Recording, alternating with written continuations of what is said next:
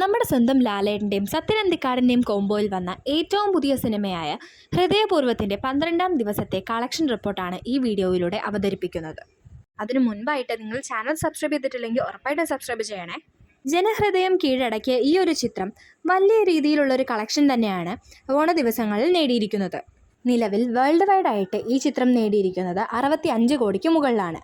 Kerala box ഓഫീസിൽ നിന്ന് മാത്രമായിട്ട് വെറും 12 ദിവസം കൊണ്ട് ഈ ചിത്രം നേടിയത് 30 കോടിക്ക് മുകളിലാണ്. ഇന്നലെ 11ാം ദിവസമായ ഞായറാഴ്ച 1030ഓളം ഷോസാണ് ട്രാക്ക് ചെയ്യപ്പെട്ടിട്ടുള്ളത്. 2,17,000 ടിക്കറ്റുകളാണ് സോൾഡ് ഔട്ട് ആയിട്ടുള്ളത്. 11ാം ദിവസം 1,36 ലക്ഷം രൂപയ്ക്ക് മുകളിലാണ് ഈ ചിത്രം ഗ്രോസായി നേടിയിട്ടുള്ളത്. 77.2% ഒക്യുപ്പൻസിയിലൂടെയാണ് സിനിമ കടന്നുപോയത്. 12ാം ദിവസത്തെ ട്രാക്ക്ഡ് കളക്ഷൻ റിപ്പോർട്ടിലേക്ക് നമുക്ക് കടക്കാം. 12ാം ദിവസമായ തിങ്കളാഴ്ച 950ഓളം ഷോസാണ് ട്രാക്ക് ചെയ്യപ്പെട്ടിട്ടുള്ളത്. 83,000 ടിക്കറ്റുകളാണ് സോൾഡ് ഔട്ട് ആയിട്ടുള്ളത്. 12ാം ദിവസത്തെ ട്രാക്ക്ഡ് കളക്ഷൻ റിപ്പോർട്ട് അനുസരിച്ച് 1,30,00,000 രൂപയാണ് ചിത്രം ഗ്രോസായി നേടിയിട്ടുള്ളത്. 32% ഒക്യുപ്പൻസിയാണ് 12ാം ദിവസം ഈ സിനിമയ്ക്കുള്ളത്.